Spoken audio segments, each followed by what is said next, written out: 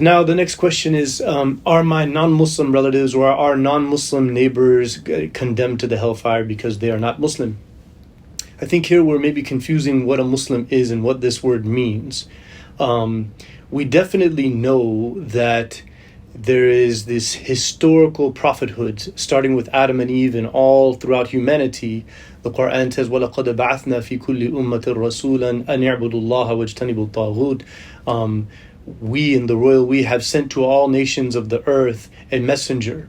And that messenger told them, worship God alone and avoid all of those things that will pull you away from God, that will pull you away from a sense of purpose rooted in reality, which is the divine truth.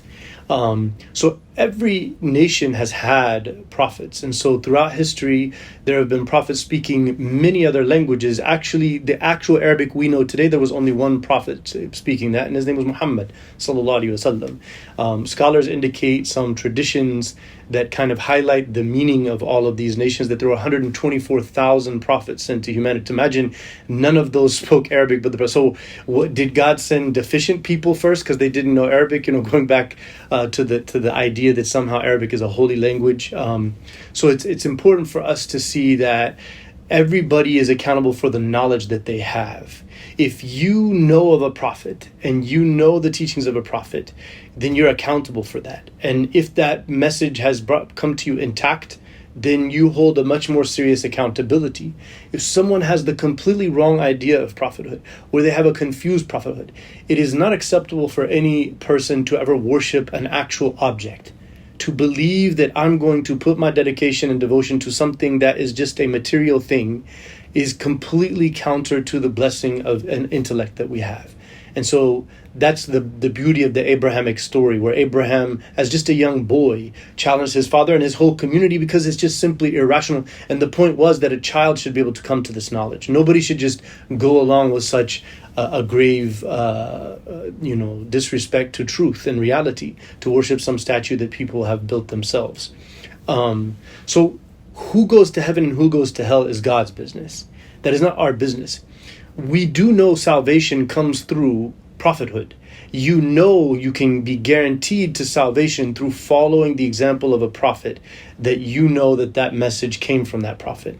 So for us, we have to abide by and follow what we come to know as the miraculous truth of Muhammad ibn Abdullah sallallahu alaihi wasallam. Peace and blessings be upon him. Other people who don't know, it's our responsibility to communicate that, not to be annoying or proselytizing people, but just to shine the light and open the doors that people might want to ask, or people might be interested, or it's relevant to a discussion. We have to be letting Islam be known.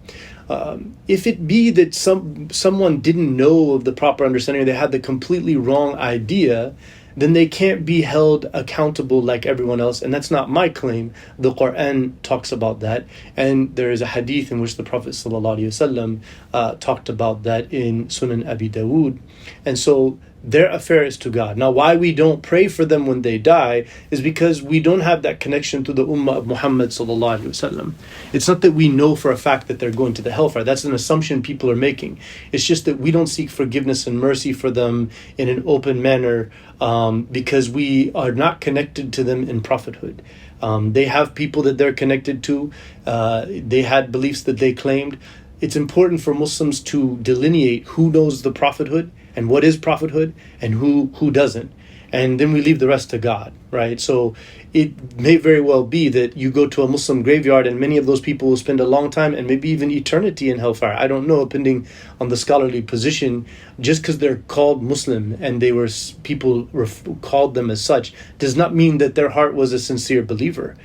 Similarly, you may be passing by a non-Muslim graveyard and many of those people may be higher than us in heaven for all we know, for their sincerity. And maybe they, say for example, they were called Christian, but they believe that God is the creator and he sent Jesus and Jesus was meant to be followed, and they followed Jesus to the best of their ability, and they did not pray to him knowing that God is the only one to pray to, as Jesus himself, as they read in their Bible, was praying to God. So if that person did not know or had the completely wrong idea, then, for all we know, that God will have mercy on that person. One hadith on the subject of how people are judged and the reality, how we should look at it, is the Prophet ﷺ said it's a hadith Qudsi. Basically, when I guess the angel Gabriel or God has somehow communicated directly to the Prophet ﷺ something that is God's actual words, whereas a regular hadith is the Prophet doing his best to teach and expound upon the Quranic teachings as the legislator who was given that right to do that. So in this hadith, he says that God has declared to people that on the Day of Judgment, he has basically split his mercy into 100 parts. What you saw in all of the planet, in everything in the human history, of all of the loving, caring, kindness, and all of the things that happened in goodness towards each other, that was 1% of God's mercy. 99%, he says in the hadith, is saved for the Day of Judgment. He doesn't say for the believers. The hadith does not say that. It says he saved it for the Day of Judgment. So, and then what is a believer? Is it just people who are following Prophet Muhammad, or all of the prophets in history? And then people's level and degree to which they followed that prophet will then be weighed and judged by the one who knows the intricacies of the heart.